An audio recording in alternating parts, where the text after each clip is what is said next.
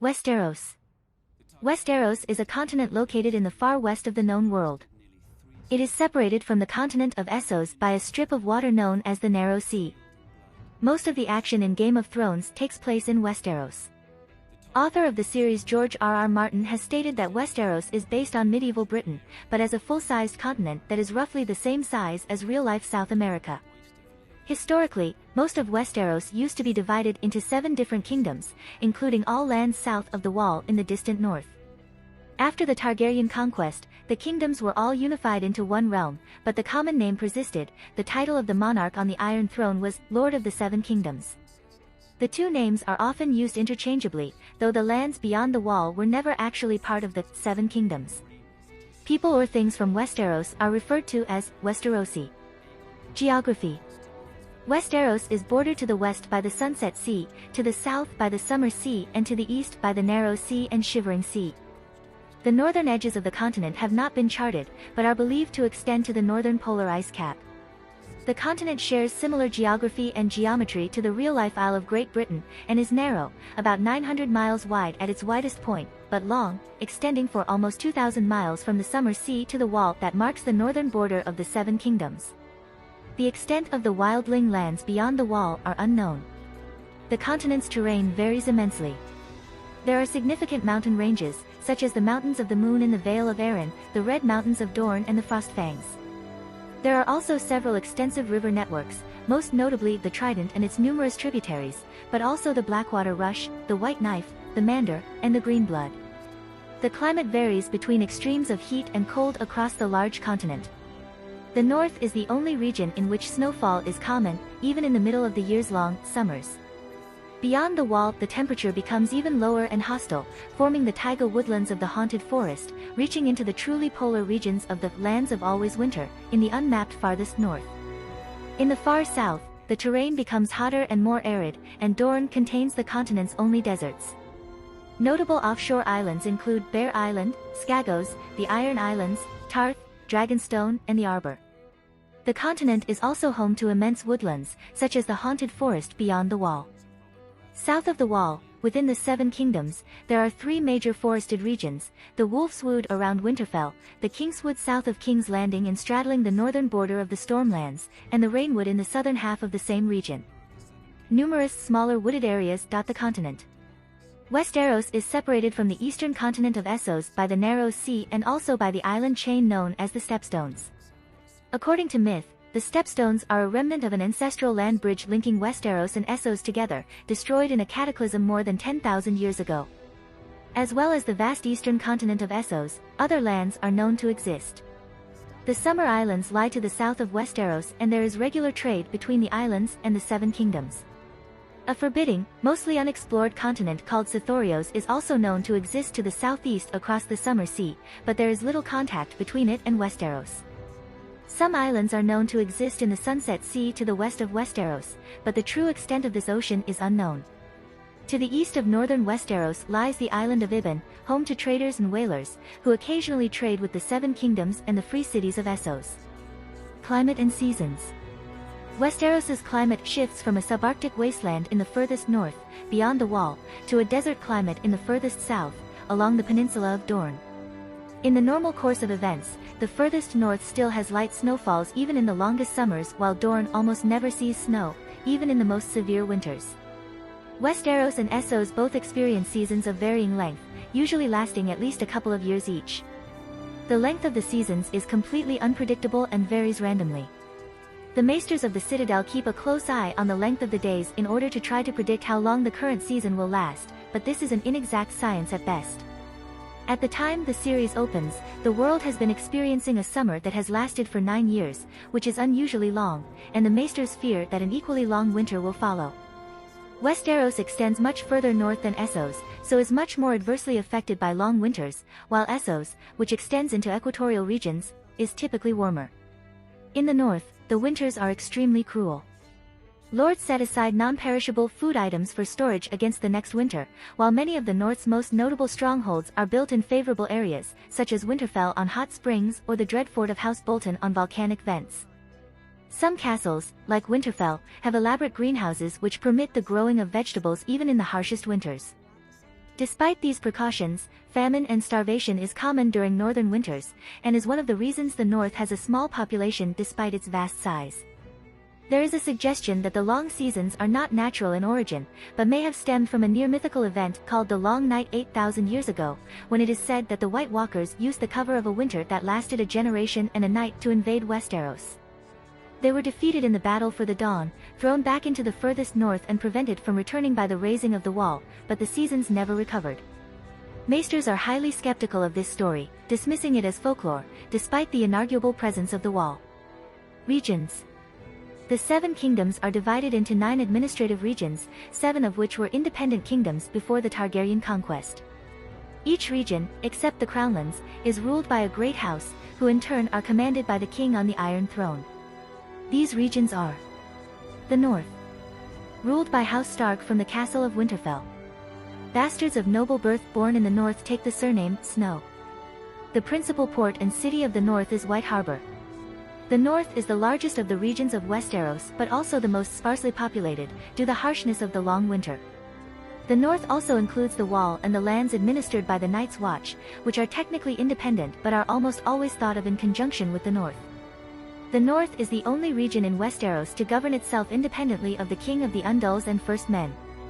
The Vale of Arryn, ruled by House Arryn from the castle of the Eyrie. Bastards of noble birth born in the Vale take the surname Stone. The principal port and city of the Vale is Gulltown. The Vale is dominated and mostly covered by the Mountains of the Moon and its offshoot chains. Its borders are prowled by hostile hill tribes. The Riverlands, ruled by House Tully from the castle of Riverrun. Bastards of noble birth born in the Riverlands take the surname Rivers. The principal ports of the Riverlands are Seaguard, Salt Pans, and Maidenpool.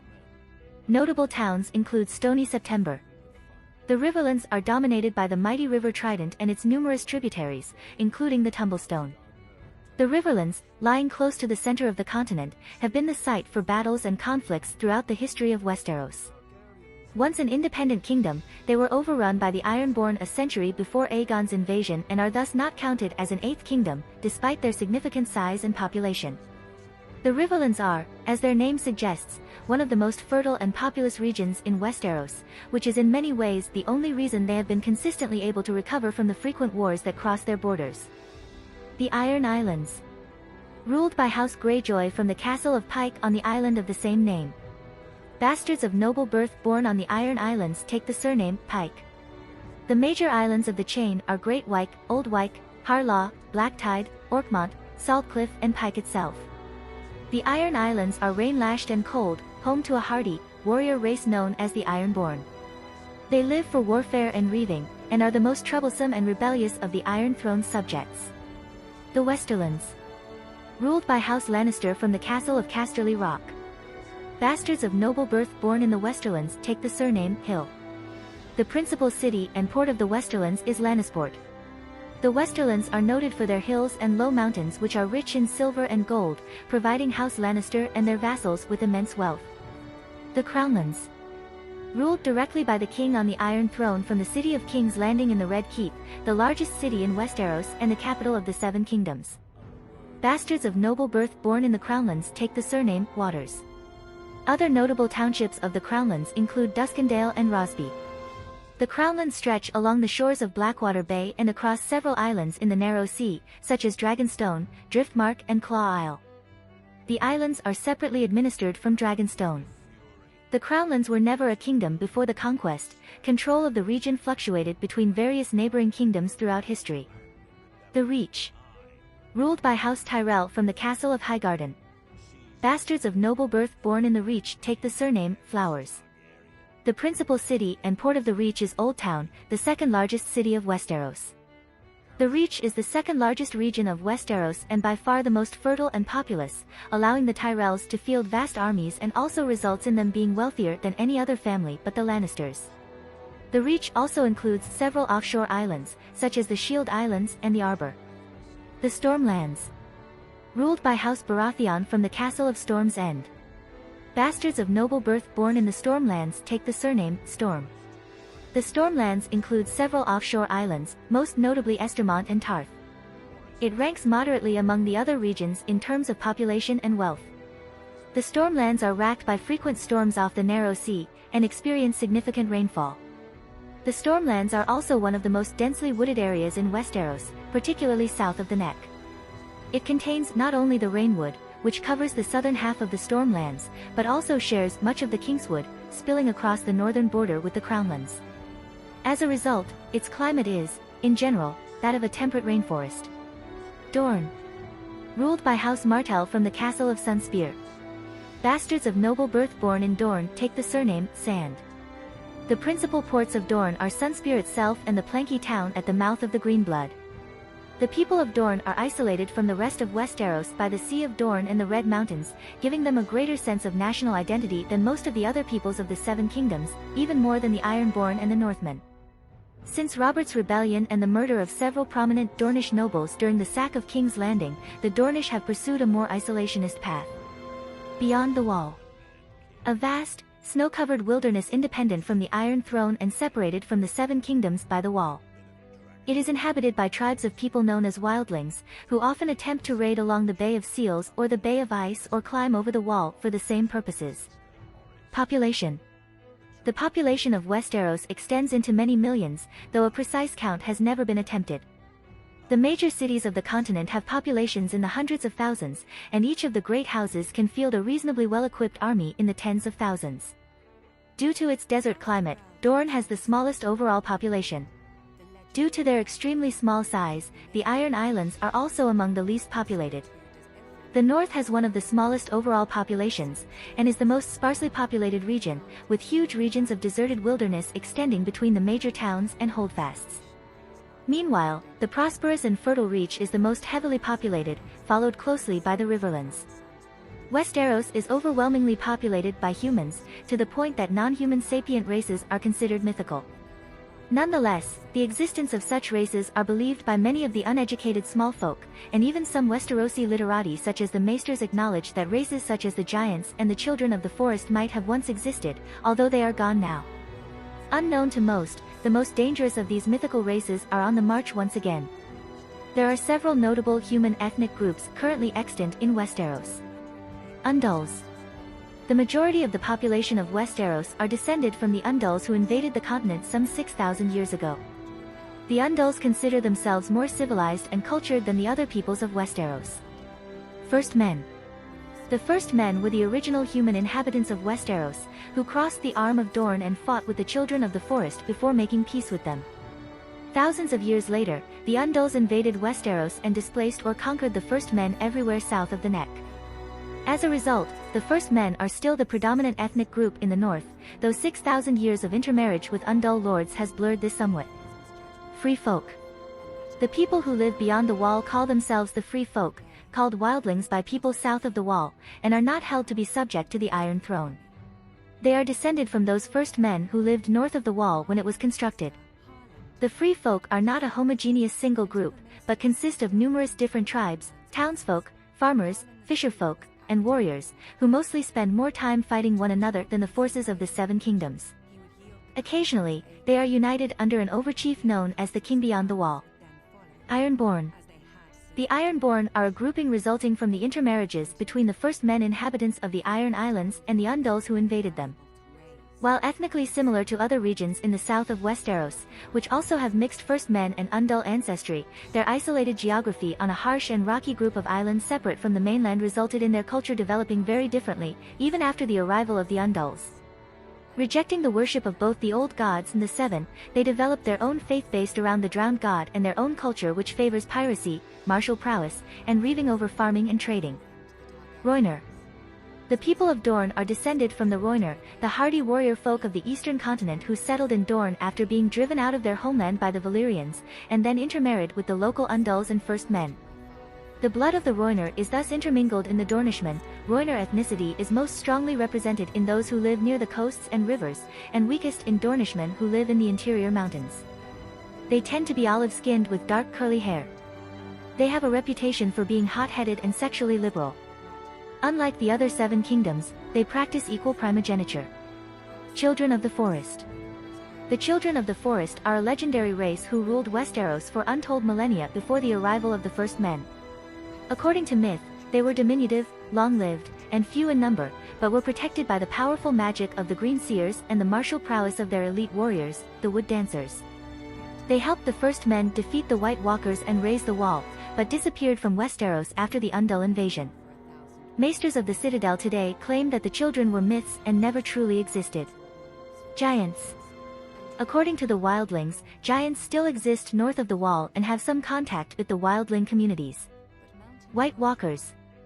The White Walkers are, according to legend, a race of ice-based creatures hailing from the extreme north. 8,000 years ago, they invaded Westeros and brought cold, terror and death to both the first men and the children before they were defeated in the War for the Dawn. According to some, they were not destroyed, only defeated, and have spent millennia since this time asleep. Again, these claims are met with extreme skepticism today. Settlements. Westeros is home to several distinct types of settlement. Cities. Westeros has a primarily agrarian population, with few major cities relative to its size. The 5 major cities of the continent are, in descending order of population: King's Landing, the capital of the 7 kingdoms with a population of 500,000. The largest city of Westeros, founded by Aegon the Conqueror on the site where he first set foot on the continent. Originally ruled by House Targaryen, then by House Baratheon, now by House Lannister. Old Town, the oldest major city on the continent, located in the Reach. Ruled by House Hightower, the most powerful bannerman of House Tyrell. Its population is slightly less than that of King's Landing. Lannisport, the largest city on Westeros's west coast, approximately half the size of King's Landing. Ruled by House Lannister of Lannisport, a cadet branch of House Lannister. Gull Town, the main city and port of the Vale, with a population in the tens of thousands. Ruled by House Grafton, bannermen of House Arryn. White Harbor, the main city and port of the north, with a population in the tens of thousands. Ruled by House Manderley, bannermen of House Stark. The likes of Duskendale, Barrow Tun, and Stony September, with populations of a few thousand each, are considered to be large towns rather than cities. Castles. Castles are held by the noble houses of Westeros and range in size from the vast, city-sized edifices of Harrenhal or Winterfell to small tower houses or fortified farmsteads run by landed knights. The size of a castle and in what state of repair it is kept reflects the wealth and power of its ruling family.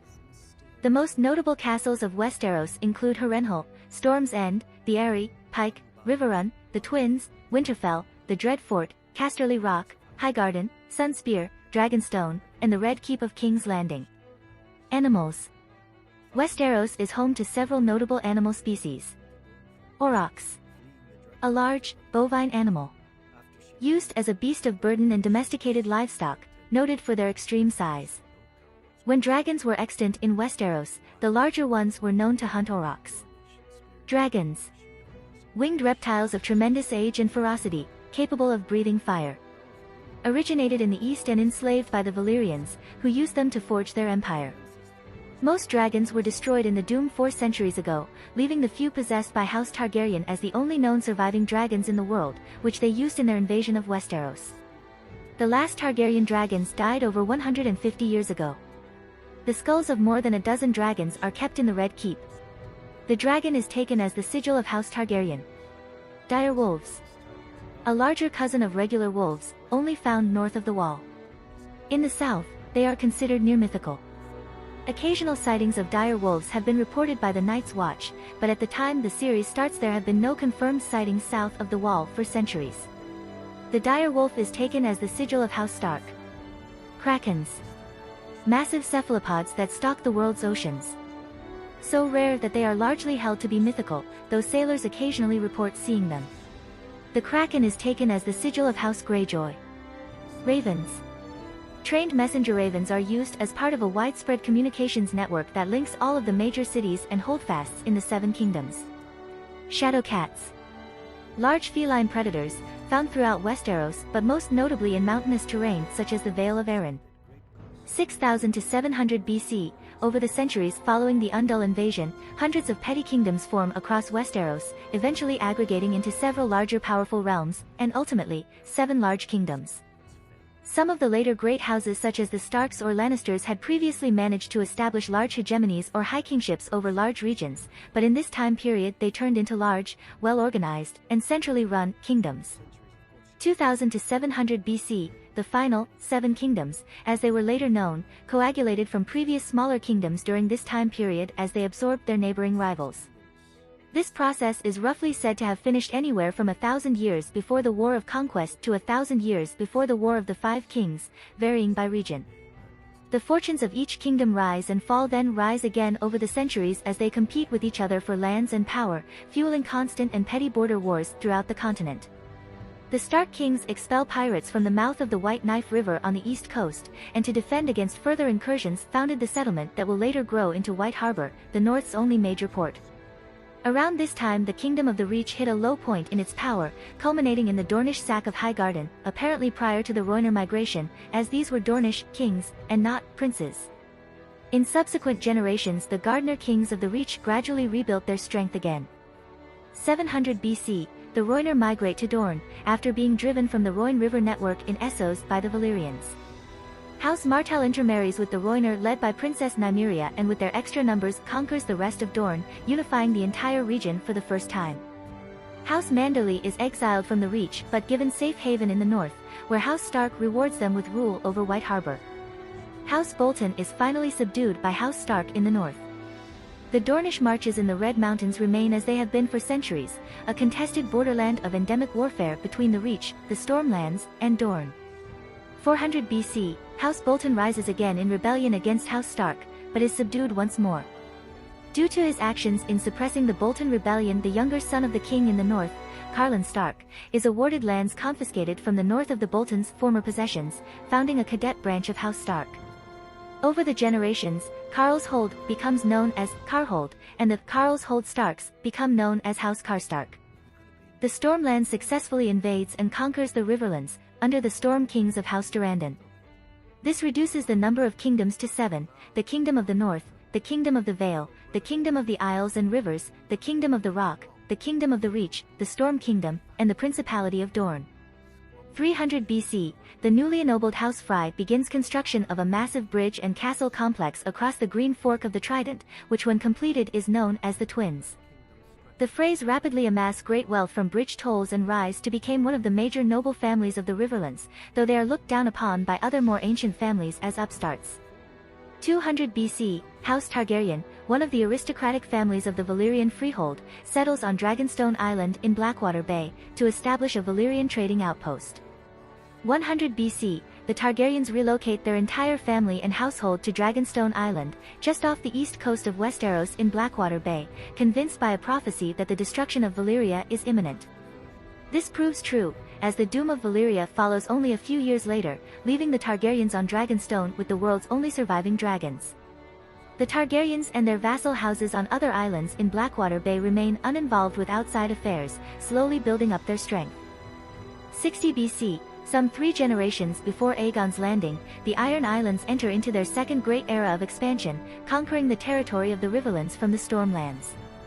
Unlike their first era of expansion, which conquered coastal territories across Westeros, this push focuses on conquering specifically the Riverlands, penetrating deep inland.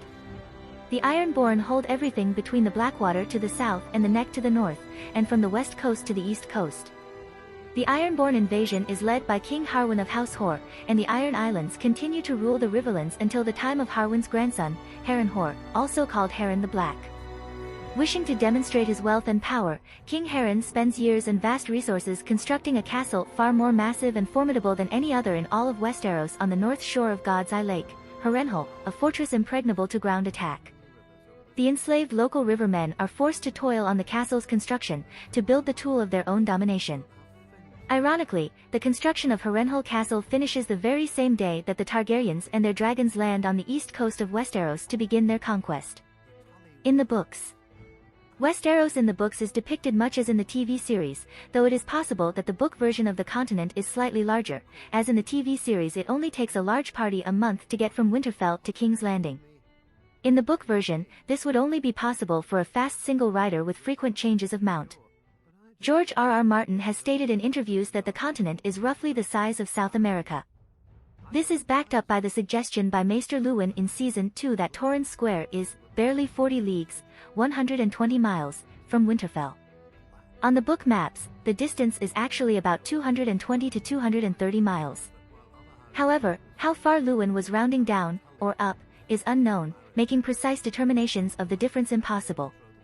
The three least populous of the seven kingdoms are the North, the Iron Islands, and Dorne, which all also are the fringe regions where Undul culture is not totally dominant. There is a difference between the lowest total population, however, and population density. All three have quite low populations relative to the other kingdoms, but Dorne has the least total population. The Iron Islands seem to have the next lowest population. The North is nearly as large as the other six kingdoms put together, but has a population somewhat smaller than one of the other moderately sized kingdoms of the South, such as the Vale or the Stormlands, judging by the size of the armies that the Starks can raise. Thus the North has perhaps the third lowest total population, but its population density is the lowest of all regions, with its population scattered across vast stretches of moors and forests but little arable land to support more people. The North is vast but there is very little in it. The Iron Islands have a total population almost as small as Dorne's, but the seven main islands are derided as windswept rocks with very little total surface area, so their population density might not be less than is typical on the mainland. Dorne's population density is deceptive. Almost all the population is crammed into the valleys of the Greenblood River and its tributaries in the east.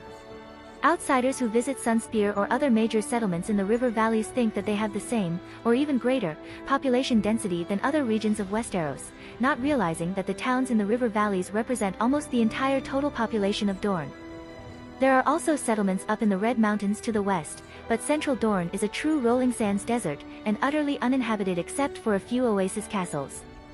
According to the TV series official pronunciation guide developed for the cast and crew, Westeros is pronounced Westeros, as opposed to Westeros, etc.